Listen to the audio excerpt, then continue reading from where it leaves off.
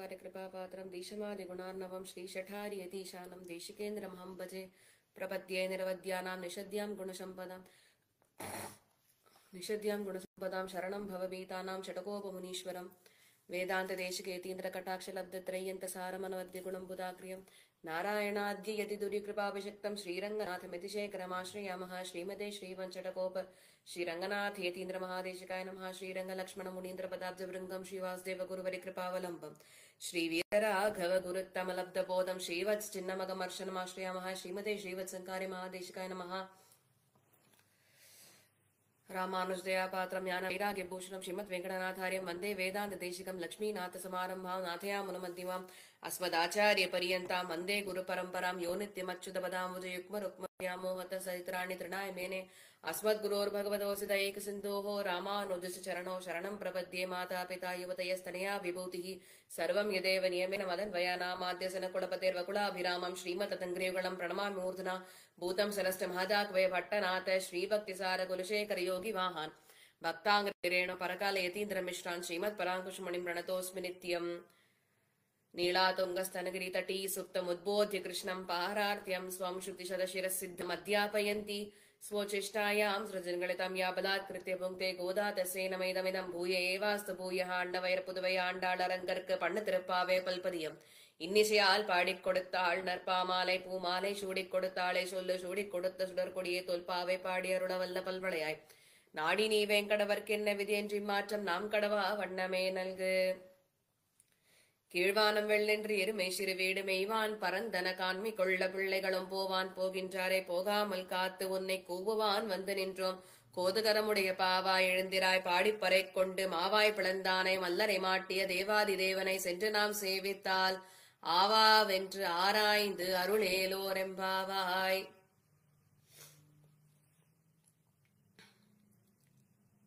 இந்த 8ஆம் பாசுரம் ரொம்ப அழகான ஒரு பாசுரம். இந்த பாசுரத்துல ஆண்டாள் மேலோட்டமா சொல்லக்கூடிய விஷயம், கோதுகலமுடைய பாவாய் அப்படின்னு சொல்லி ஆண்டாள் இந்த இடத்துல ஒரு உயர்ந்த அதிகாரிய எழுப்புறா. எதுக்குனாக்க பாகவதா கோஷ்டியில சேர்ந்துக்கிறதுக்கு. திருவாய்ப்பாடியில 3 விதமான சொத்துக்கள் இருக்கு. பசுக்கள், எருமைகள், ஆடுகள். இந்த இடத்துல ஆண்டாள் மெய்வான் பரந்தன காண்மிக்குள்ள பிள்ளைகளும் எருமை சிறுவீடு மெய்வான் பரந்தன காண்மிக்குள்ள பிள்ளைகளும் அப்படின்றா. இப்ப இந்த இடத்துல சொல்லும்போது இந்த ஒரு 4:30-5 மணி வாக்குல கார்த்தால பார்த்தேன்னாக்க விடிய காலம்புற 4:30 மணி கிட்டதான் இந்த எருமைகள்லாம் நுனிப்புல் மேயறது அப்படின்பா. அது அப்ப இந்த 4:30 மணிக்கு பண்ணிட்டு வரக்கூடிய நேரம் அது. அப்போ இந்த விஷயத்த ஆண்டாள் இந்த இடத்துல எடுத்துரைக்கிறா. கீழ்வானம் வெள் என்று எருமை சிறு வீடு. இந்த கீழ்வானம் அப்படின்னு சொன்னாக்கவே, வானம்னாக்க வானம் அப்படின்னு சொல்லக்கூடியதுக்கு இன்னொரு வார்த்தை வந்துட்டு ஆகாசம். இல்லைன்னா ககனம். ககனம், ஆகாசம், வானம் இதெல்லாம் ஒரே அர்த்தம் தான். சுவாமி கூரத்தாழ்வான் இது அவருடைய சுந்தரபாஹுஸ்தவத்துல எடுத்து காண்பிக்கச்சே, எம் தம் விதுர் தஹரம் அஷ்டகுணோபஜுஷ்டம் ஆகாசம் ஔபனிஷதீஷு அப்படின்னு எடுத்து காண்பிக்கிறார். இது பிரம்மசூத்திரத்துல சொல்லக்கூடிய தஹர உத்தர பேயத பத்தி, உத்தரேபியா பத்தி சொல்லக்கூடிய விஷயம். தஹர உத்தரேபியா அப்படின்றது என்னன்னாக்க, அதாவது நிறைய விதமான வித்யைகள் இருக்கு. அதுல தஹர வித்யை அப்படின்றது ஒண்ணு. இந்த தஹர வித்யில என்ன பண்ணுவா அப்படின்னா, இந்த தியானம் பண்ணக்கூடிய யோகிகள்லாம் இருப்பா இல்லையா, அவள்லாம் என்ன பண்றா அப்படின்னாக்க, தன்னுடைய ஹிருதயத்துக்குள்ள ஹிருதயம் வந்து இன்னைக்கு சயின்ஸ் படி பார்த்தாக்க இட்ஸ் கிளன்ச்ட் ஃபிஸ்ட், அவ்வளவுதான் சொல்றோம் நம்ம. இவ்வளவுதான் நம்மளோட இதயம் அப்படின்றோம். இதுதான் நம்மளோட இதயத்தோட சைஸ். ஸோ இந்த சைஸுக்குள்ள இவ்வளவுதான் இதயம்னு வச்சுட்டாக்க இதுக்குள்ள அப்கோர்ஸ் இருக்கு ஒரு 4 சேம்பரா பிரிஞ்சிருக்கு. அதுக்குள்ள ஆர்டரிஸ் ஒரு பக்கம், வெயின்ஸ் ஒரு பக்கம் போகும், என்ன வால்வ் ஒரு பக்கம் இருக்கும், 4 வால்வ் இருக்கும், இதெல்லாம் இருக்கு.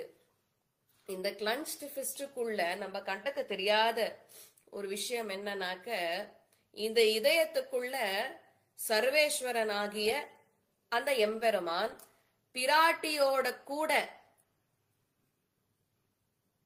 வாசம் செய்கிறார், இருக்கார் அப்படின்றதுதான். அத சொல்லும் பொழுது அழகா வந்து நிமிர்த்தி வச்ச ஒரு தாமரை புஷ்பம். இதெல்லாம் வந்து கற்பனை பண்ணி பார்க்கணும். கற்பனை பண்ணாதான் புரியும். தஹர வித்யில வரக்கூடிய விஷயங்கள் இதெல்லாம். நேர நிமிர்த்தி வச்ச ஒரு தாமரை பூல சர்வேஸ்வரனான ஸ்ரீபத்தியான ஸ்ரீமன் நாராயணன் பிராட்டியோட கூடி இருக்கார். கவிழ்த்து வச்ச ஒரு தாமரை மேல இந்த ஜீவாத்மா உட்காண்டிருக்கு. இதுதான் வந்து யுவாலஜி. இது இப்படிதான் வந்து பார்க்கணும். ஆண்டாள 8 வயசு குழந்தைன்னு சொல்றோம். 8 வயசு பெண் பிள்ளை எவ்வளோ அர்த்த விசேஷணங்களை வந்து உள்ள அடக்கிண்டு அவ வந்து இந்த திருப்பாவைய பாடுறான்றத வந்து நம்ம புரிஞ்சுக்கணும். அதுக்கு நம்ம ஆச்சாரியாளுடைய வியாக்கியானங்கள் தேவைப்படுறது. அப்ப இந்த கீழ்வானம் அப்படின்ற பதத்தை சொல்லும்பொழுது நேர நிமிர்த்தி வச்ச தாமரையில பெருமாள் உட்காண்டிருக்கார். கழுத்து வச்ச தாமரையில ஜீவாத்மா இருக்கு. இந்த ஜீவாத்மாவும் பரமாத்மாவும் பேசிட்டே இருப்பாளாம், இடைவிடாத. நான் ஸ்டாப்பா 2 பேரும் பேசுவாளாம். இவா 2 பேர் பேசுறது சரி, எந்த மொழியில பேசுறா, what is the language or mode of communication அப்படின்னு கேட்டாக்க, இவா 2 பேர், இந்த பக்கம் இருக்கிறது பெருமாள், இந்த பக்கம் இருக்கிறது ஜீவாத்மா. இவா 2 பேர் பேசுறது வந்து தமிழ்ல தான் பேசுறாளாம். இந்த சுவாமி வேதாந்த தேசிகன் தன்னோட சில்லறை ரகசியங்கள்ல சாதிக்கும் போது சாதிக்கிறார். இவா 2 பேரும் எந்த மொழியில பேசுறாடா அப்படின்னு கேட்டாக்க தமிழ்ல தான் பேசுறாராம். பெருமாளுக்கு தமிழ்னா அவ்வளவு பிடிக்குமா?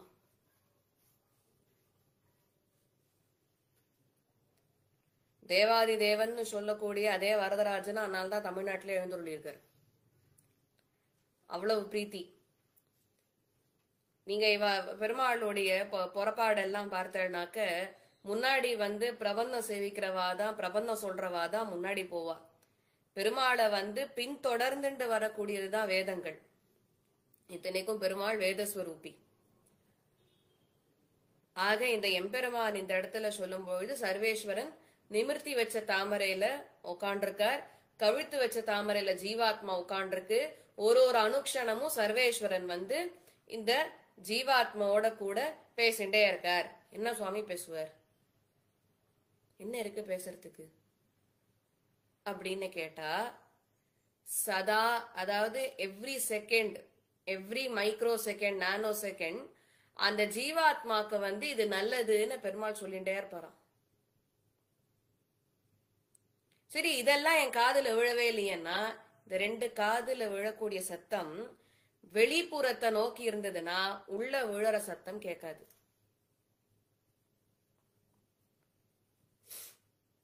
இதெல்லாம் தஹர வித்யை. இது புரிஞ்சுக்கோங்க. நிறைய வித்யை இருக்கு.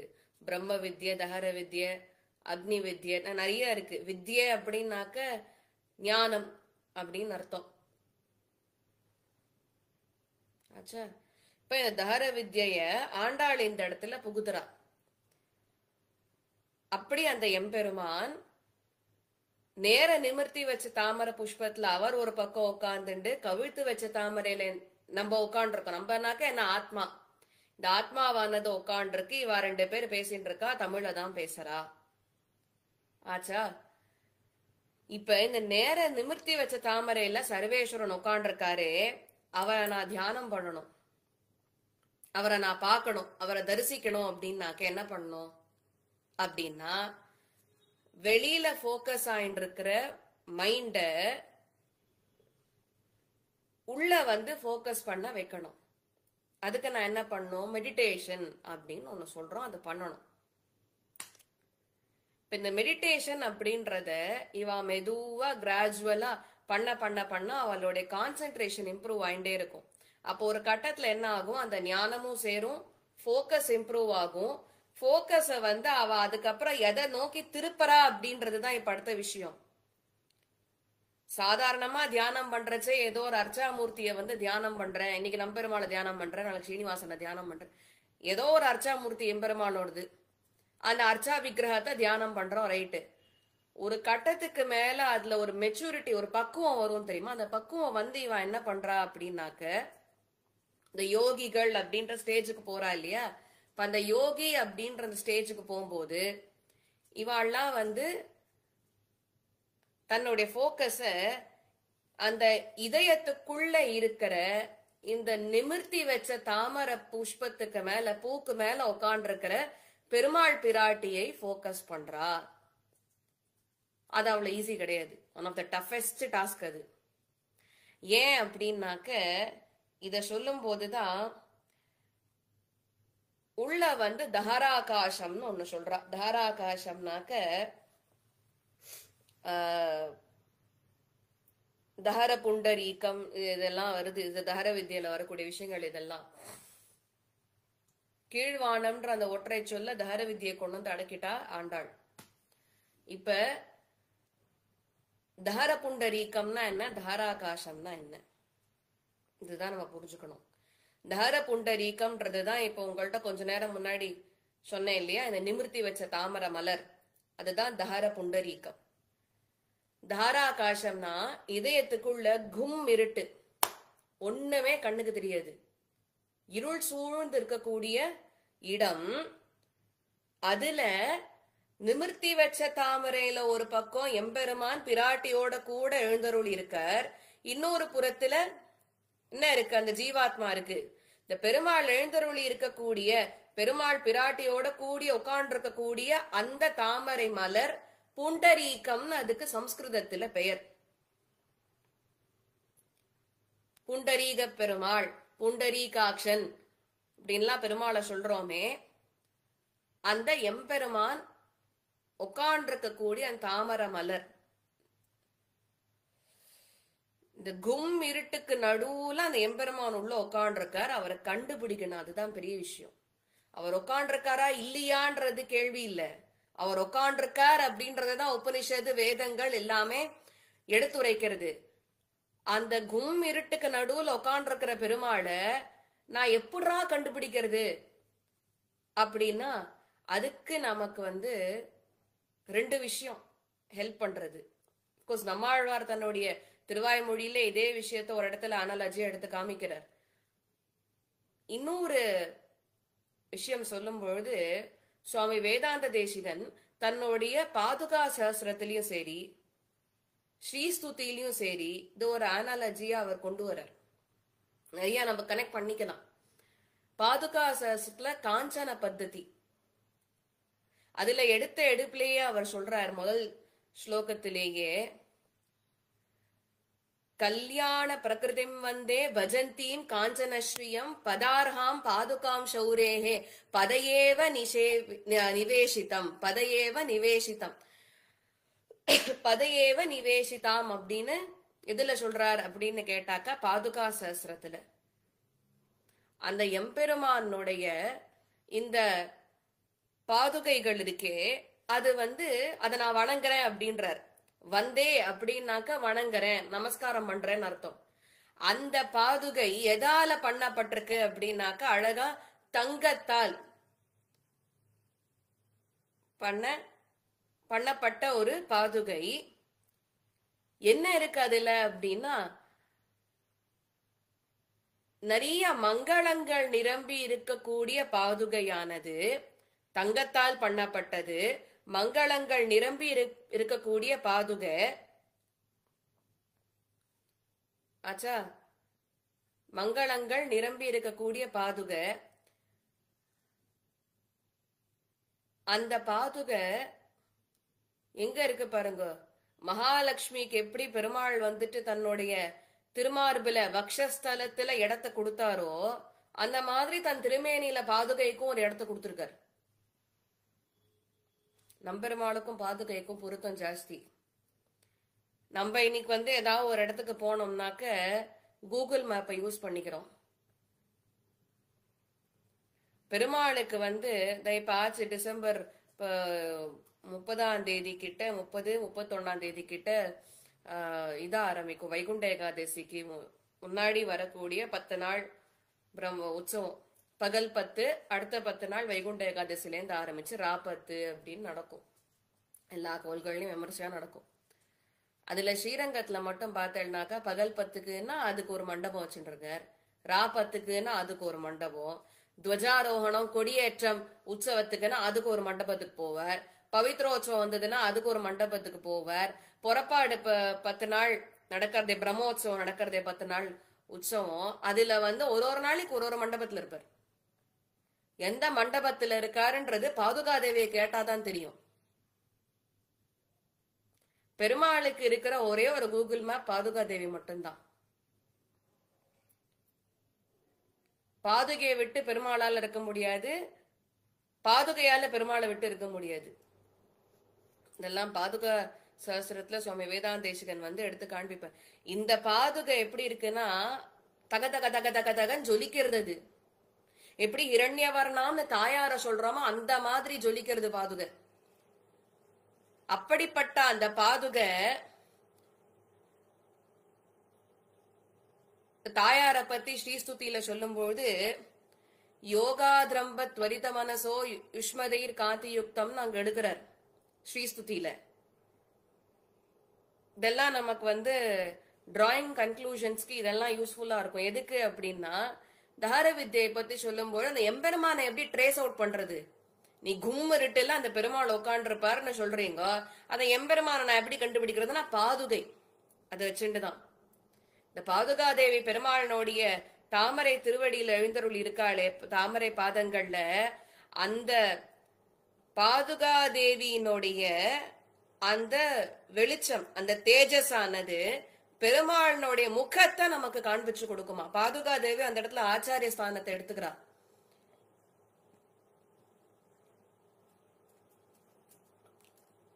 இதயத்துக்குள்ள கும் இருட்டுன்னு சொல்லியாச்சு.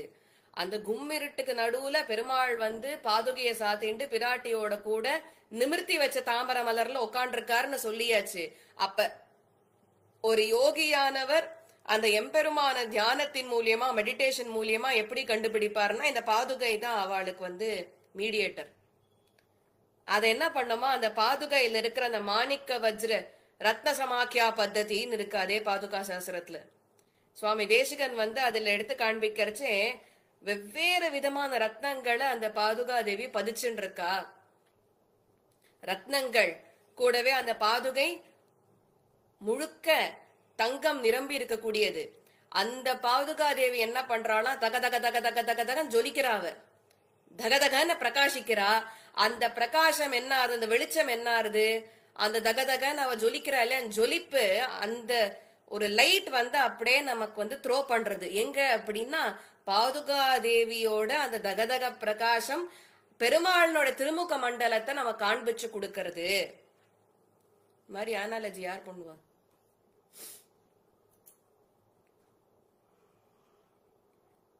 அப்படி அந்த யோகிகள் இந்த ஹிருதயத்துக்குள்ள இருக்கக்கூடிய அந்த எம்பெருமான தியானம் பண்றா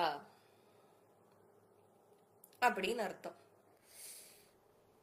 மேல்வானம் அப்படின்னு சொன்னாக்க இங்க கீழ்வானம்னு ஆண்டாள் போட்டிருக்கா. அப்ப மேல்வானம்னு ஒண்ணு இருக்கணும் இல்லையா?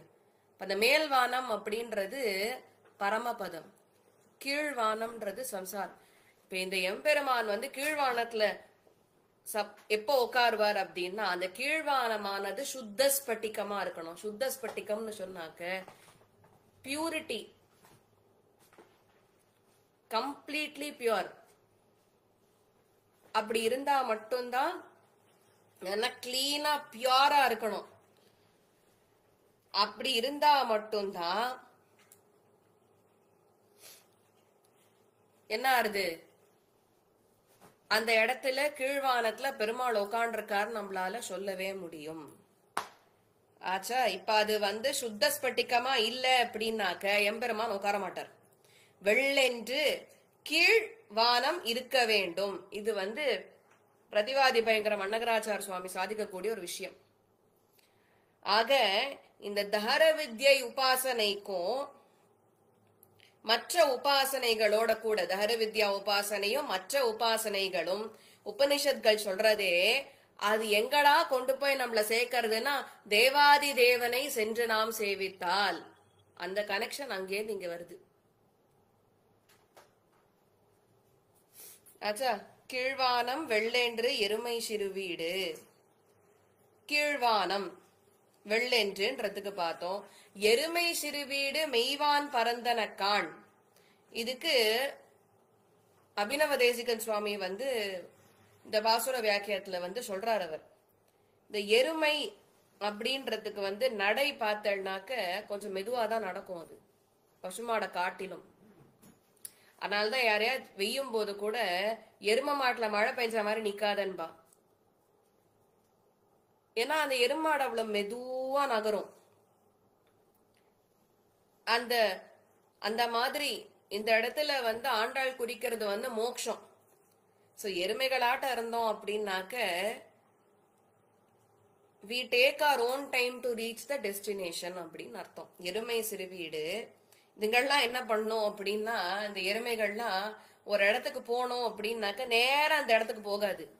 பாயிண்ட் டு பாயிண்ட்ல அது டிராவல் பண்ணாது. அது என்ன பண்ணும்னா இங்க இருந்து கிளம்பும். இப்ப இந்த எரும மாடுக்கு வந்து இதுக்கு போனோம் வச்சுக்கோங்களேன்.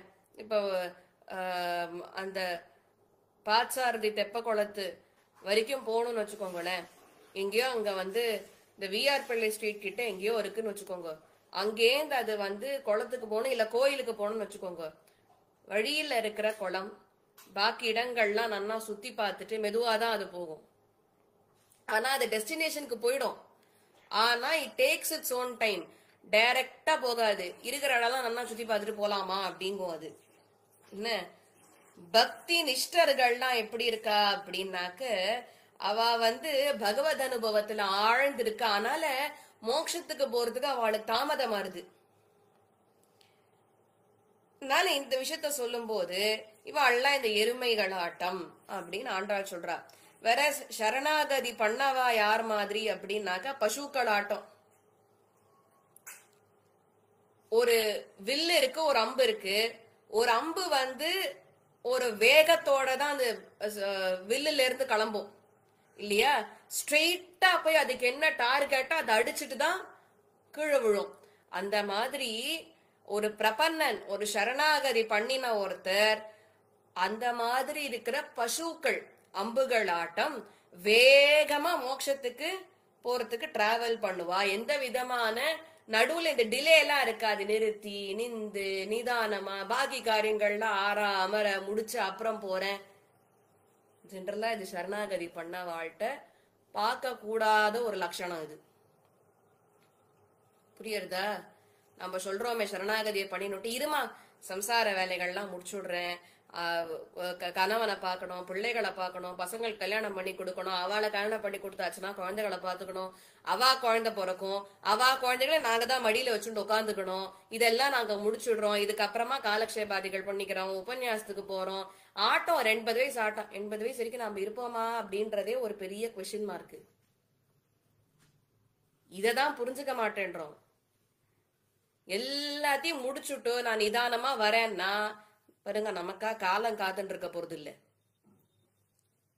பெருமாள் காத்துட்டு இருப்பார, நீ நிதானமா முடிச்சுட்டு வாமா அப்ப நான் மோட்சம் தரேன் அப்படின்னுட்டு.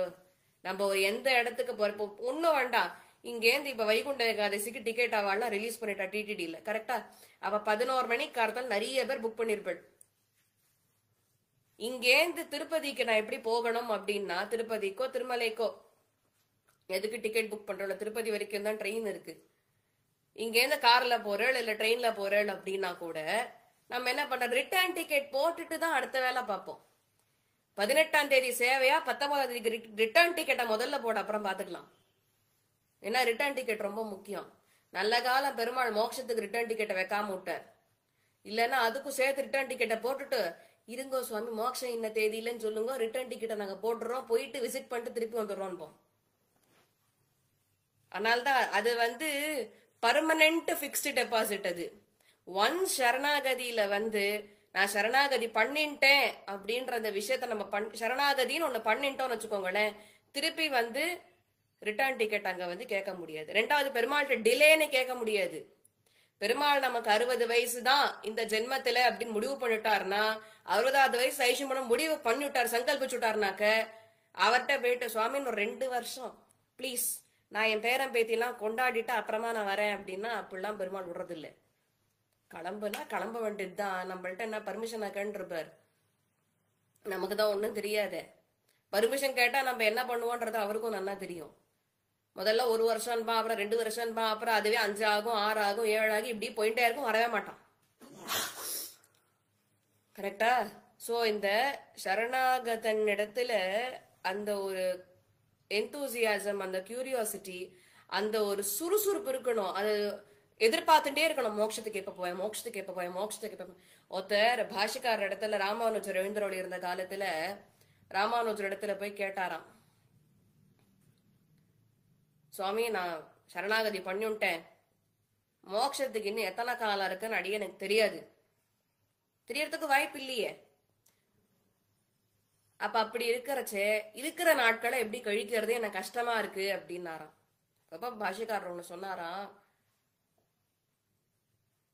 ஒரு சரணாகதி பண்ணினவன் எப்படி இருக்கணும் அப்படின்னாக்க, அவன் இருக்கிற காலம் முழுசுமே ஒரு நாள் கழிஞ்சு கொடுத்தா ஆஹா சரி சரி மோட்சம் போறதுக்கு இத்தனை நாள்ல ஒரு நாள் கழிஞ்சு கொடுத்து திருப்தி, அடுத்த நாள் கழிஞ்சு கொடுத்தனா ஓ இத்தனை நாள் கழிஞ்சு கொடுத்தா, இத்தனை வருஷம் கழிஞ்சு கொடுத்தா அப்படின்னு அவன் ஒரு நாளும் ஒரு நிமிஷமும் ஒரு வருடமும் கழிய கழிய கழிய அவன் அந்த மோட்சத்துக்கான அந்த ஆர்வத்தை வளர்த்துக்கணும். நம்ம வந்து இருக்கிறது ரிவர்ஸ்ல வேலை பண்ணிட்டு இருக்கோம். சரணாகதி ஆயிட்டா ஓகே சிட் ரிலாக்ஸ்ட் பீஸ்ஃபுல்லி இருக்கிற காரியங்கள்லாம் முடிச்சுட்டு நிதானமா போகலாம். அதுக்குதான் ஏத தேயாவசானேன்னு சொல்லியிருக்கா. இந்த பிறவியோட கடைசியில வந்து போனா போறோமா, அதுக்குள்ள இருங்கோ, I will complete all my regular duties. என்னத்துக்கு? அதுக்காகவா சரணாகதி பண்ணிட்டோம்? மேல மேல மேல மேல மேல இருக்கிற கமிட்மெண்ட் போராதுன்னு சேர்த்துக்கிறதுக்காகவா சரணாகதி பண்ணிட்டோம்? சரணாகதி பண்ணிட்டதுக்கான மெயின் ரீசன் எதுக்கு? மோட்சத்துல இருக்கிற ஆர்வம் ஜாஸ்தி ஆகணும். துடிக்க வேண்டாமா மனசு, என்னைக்குப்பா இந்த எம்பெருமான சேவிப்பேன்னு தெரியலையே, என்னைக்கு அந்த எம்பெருமானோட நிரந்தரமா இருப்பேன்னு தெரியலையே, என்னைக்கு அந்த நாள் வரும்னு தெரியலையே, அந்த நாளுக்கா நான் துடிச்சுட்டு இருக்கேன், அந்த துடிப்பே இல்லாம இருக்கோமே. முமுட்சுக்கள் மோட்சத்துக்கு ஆசைப்படுறவா அப்படின்னு சொன்னாக்க துடிப்பு ஒண்ணு இருக்கணும். சிற்றின்பத்துல ஆசை நிறைய வச்சுனுட்டு அந்தமில் பேரின்பத்து அதுல ஆசையை குறைச்சலா வச்சுக்கவே கூடாது. இதுல கம்மியாயி அந்தமில் பேரின்பத்து அதுல வந்து ஆசை ஜாஸ்தி ஆகணும். ஆச்சா? பாடி பறை கொண்டு டெய்லி என்ன பண்ணணும்? ஆச்சாரியனுடைய தனியனை வந்து விடாத சொல்லணும். That is the saddest part of the topic. எது அப்படின்னாக்க, ஏன் சேடஸ்ட் பார்ட்னா, இன்னைக்கு பல பேருக்கு வந்து ஆச்சாரியன்னா ஆச்சாரியன் ஏதோ சொல்றியே எனக்கு எதுவுமே தெரியாதுன்ற அந்த லெவல்ல இருக்கு. ஆச்சாரியன்ல கூட தெரியாம இருக்கா, தன் ஆச்சாரியனே தெரியல. இதுதான் வந்து சேடஸ்ட் பாயிண்ட். அந்த அவ குடும்பத்துக்குன்னு ஒரு ஆச்சாரியன் ஃபேமிலி பிரசெப்டார் இருப்பார், அவரை அணுகி அவர் இடத்துல ஆசிரியிச்சு அவர்தான் நமக்கு எல்லாமே பற்றணும். தெய்வம் மனுஷ ரூபேணன்னு சொல்றோம் இல்லையா, அவதான் ஆச்சாரியன். மனிதர்களுடைய வடிவத்திலேயே அந்த எம்பெருமான் ஆச்சாரியனாக இந்த பூலகத்துல வந்து பிறக்கிறார். அப்ப அந்த ஆச்சாரியனை நான் வந்து அணுகி அவர் ஆசிரியிச்சு அவருக்கு உண்டான மரியாதையை நான் கொடுத்து அவர் சொல்படிக்கு கேட்டு நடக்க வேண்டாமா? ஆச்சாரியன் தனியனையாவது தெரிஞ்சுக்க வேண்டாமா?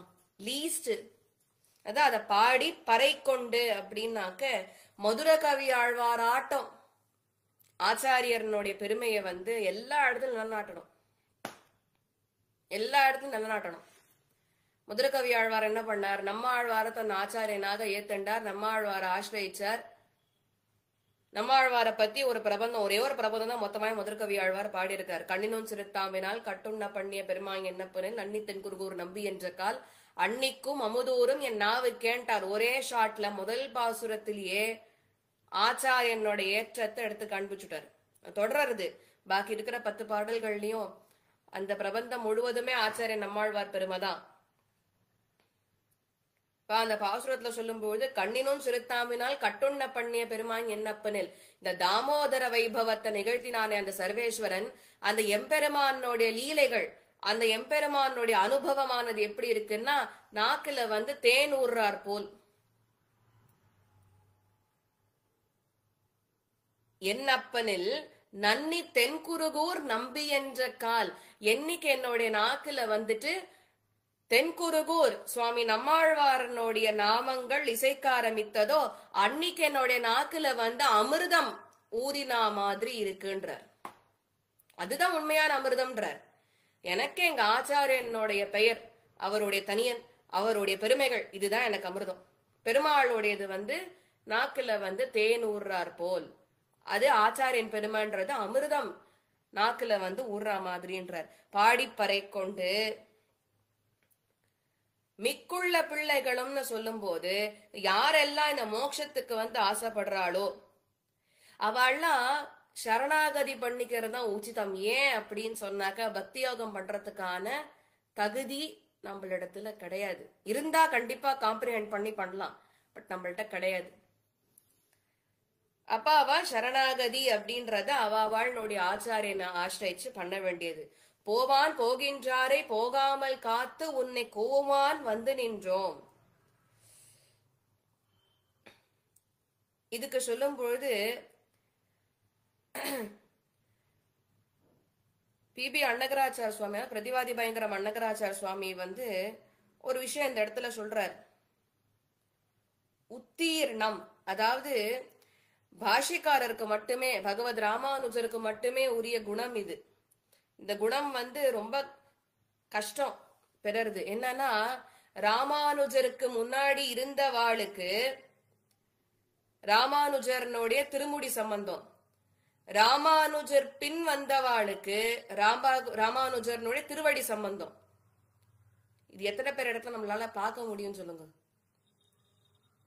இதுதான் போவான் போகின்றாரே போகாமல் காத்து தேவாதி தேவன். இந்த இடத்துல அயர்வரும் அமரர்கள் அதிபதி எவனவன் அப்படின்னு சுவாமி நம்மாழ்வார் தன்னுடைய திருவாய் மொழியில முதல் 10லயே சாதிக்கிறார். உயர்வரம் உயர்நலம் உடையவன் எவனவன் அப்படின்னு ஆரம்பிக்கிறார் இல்லையா? அதுல அயர்வரும் அமரர்கள் அதிபதி எவனவன்னா காஞ்சிமதியில எழுந்தருள் இருக்கக்கூடிய தேவாதிராஜன். அவர்தான் அயர்வரும் அமரர்கள் அதிபதி எவனவன் துயரறு சுடரடி தொழுது எழு என் மனநேன்றார். மயர்வர மதிநலம் அருளினன் எவனவன்னா அதுவும் தேவாதி தேவன்.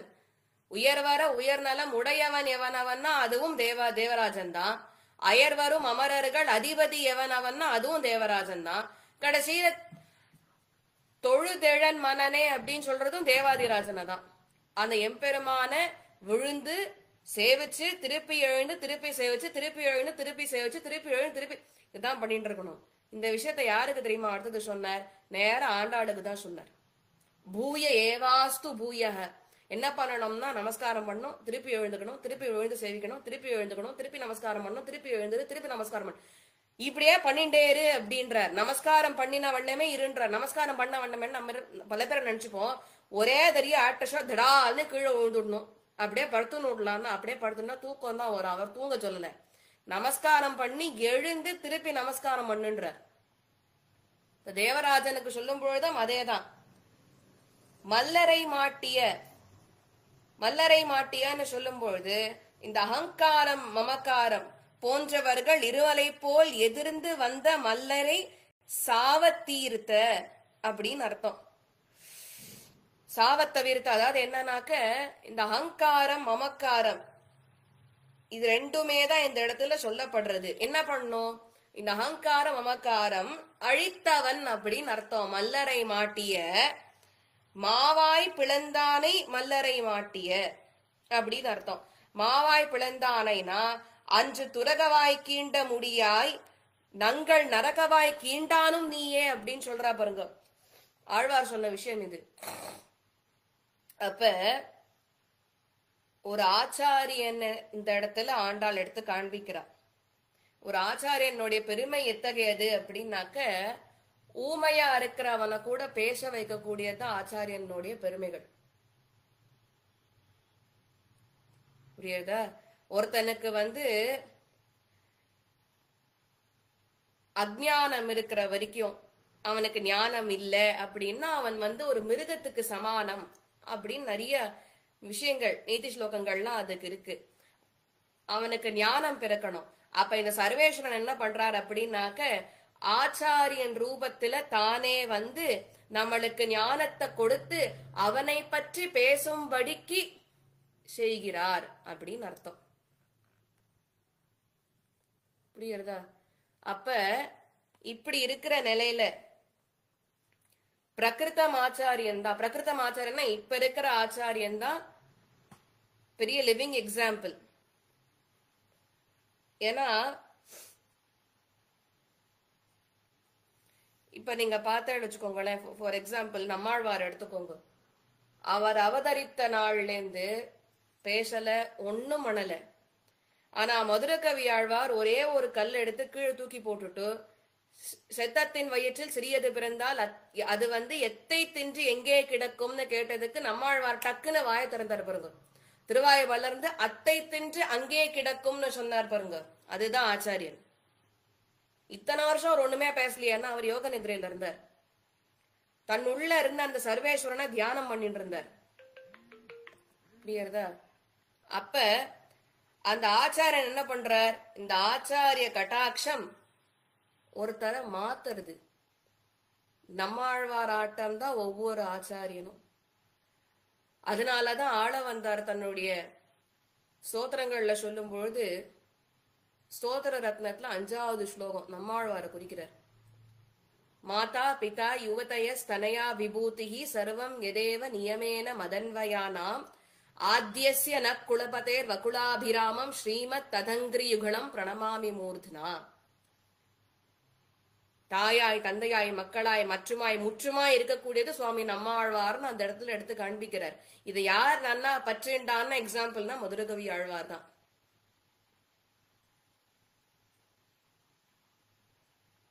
தேவு மற்றரியன் குருகூர் நம்பி பாவனின் இசை பாடி திரிவனேன்னர். தேவு மற்றரியன் பெருமாள் யோசிச்சாராம், அங்க பொழிந்து நின்ற ஆதிநாத பிரான் குருகூர்ல எழுந்தருள் இருக்கிறது. அப்ப அந்த ஆதிநாத பிரான் பெருமாள் அவர் ஒரு நாள் கூட மதுரகவி ஆழ்வார் போய் செவிக்கவே இல்லையா.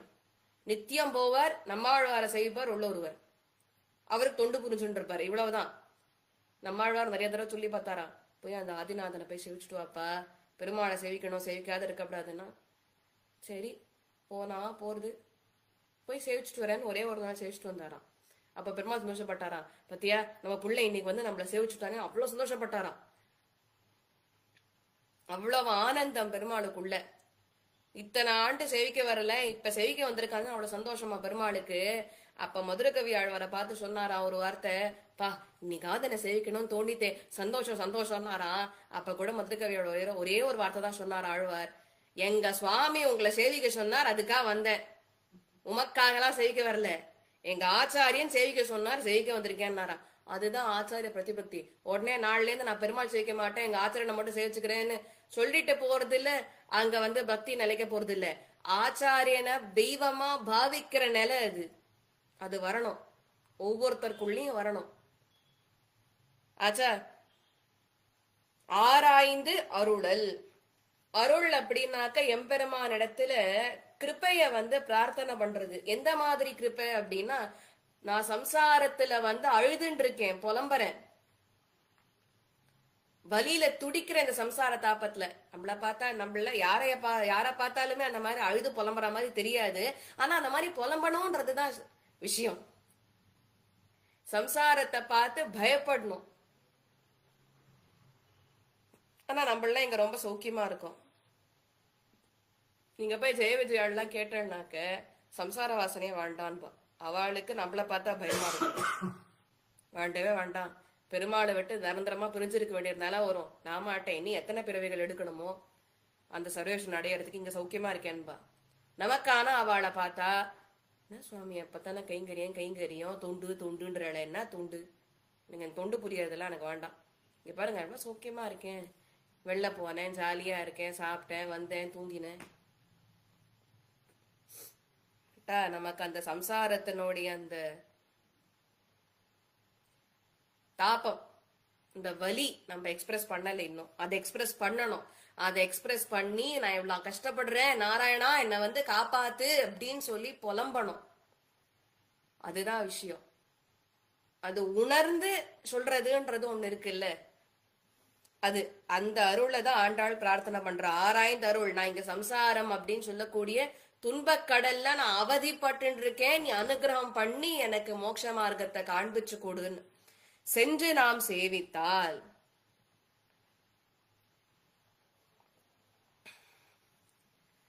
அதாவது ஸ்ரீமத் சாரத்துல, ஸ்ரீமத் ரகசிய சாரத்துல சாதிக்கும் பொழுது சுவாமி தேசிகர் இந்த விஷயத்தை எடுத்து காண்பிக்கிறார். ஆச்சாரியனை காட்டிலும் வேறொரு தெய்வம் நமக்கு கிடையாது. சுவாமி வேதாந்த தேசிகனை சொல்லும் பொழுது ந தெய்வம் தேசிகாத் பரம்னு சொல்றோமோ இல்லையா, அதேதான் மத்த ஆச்சாரியார்களுக்கும். அவளை காட்டிலும் வேற தெய்வம் இல்லை. இது சுவாமி வேதாந்த தேசிகனை மாத்திரம் குறிக்கல, அவளுக்கு ஆச்சாரியன் இருப்பா இல்லையா, அவளுக்கும் பொருந்தும். ஏன்னா நம்ம ஆச்சாரியனை முன்னிட்டு தான் நம்ம சுவாமி தேசிகனை போய் அடையறதோ, இல்ல பாஷிக்காரர் அடையறதோ, இல்ல சர்வேஸ்வரன் அடையறதோ.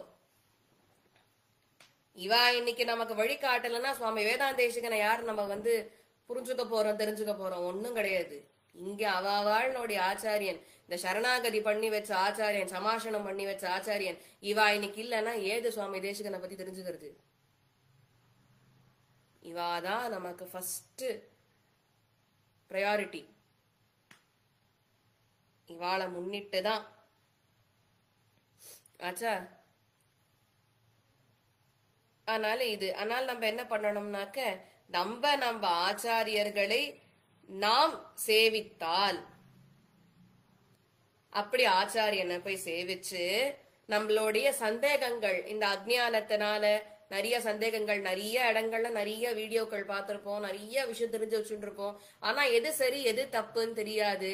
அதெல்லாம் ஒரு சதாச்சாரியனை அணுகி நம்ம போய் தெரிஞ்சுக்கிறோமே, அந்த சந்தேகங்களை எல்லாம் தீர்த்து கொண்டு அவர் சொல்றபடிக்கு கேட்டுண்டு ஆவாவென்று ஆராய்ந்து அருளும் ஆச்சாரியன். அப்ப நம்ம ஆச்சாரியன் இடத்துல அப்படி போய் நம்ம அணுகும் பொழுது ஆச்சாரியர்கள் என்ன பண்றான்னா, முதல்ல நம்ம சத்சிஷ்யன் தானா அப்படின்றத செக் பண்றா. சத்சிஷ்யன் தானான்றத செக் பண்றா. எதை கொண்டு அப்படின்னா, நம்ம பரீட்சிச்சு பாக்குறா, டெஸ்ட் பண்ணி பாக்குறா. இந்த சிஷ்ய லட்சணங்கள்லாம் இவன் இடத்துல பூர்த்தியா இருக்கா? Is he eligible to be accepted as a disciple? இல்ல நான் அவனுக்கு இன்னும் கொஞ்சம் காலம் தரணுமா, திருத்திண்டு வா போ அப்படின்னு சொல்லி நமக்கு அந்த லட்சணங்கள் நம்மளிடத்துல இல்லைன்னா அதை நமக்கு வரவழிச்சு நம்மள ஏத்துக்கிறாளே, திருத்தி பணிக்கொள்வான். இதுதான் அந்த சர்வேஸ்வரன் இடத்துல நாம, அந்த ஆச்சாரியன் இடத்துல நாம தெரிஞ்சுக்க வேண்டிய விஷயம் என்னது? திருத்தி பணிக்கொள்வான். நம்ம பண்ற தவறுகளை எல்லாம் திருத்தி பணிக்கொள்வார்கள் அப்படின்னு அர்த்தம். ஆக இது கீழ்வானம் பாசுரத்துக்கு உண்டான அர்த்தம். நாளைய தினம் தூமணி மாடத்து பாசுரத்துல நித்திய முக்தர்களை ஆண்டாள் துயில் எழுப்ப போறா. அதை நம்ம நாளைய தினம் அனுபவிக்கலாம். கவிதாரிக சிம்ஹாய கல்யாண குணசாலினி ஸ்ரீமதே வெங்கடேஷாய வேதாந்த குருவே நமஹ.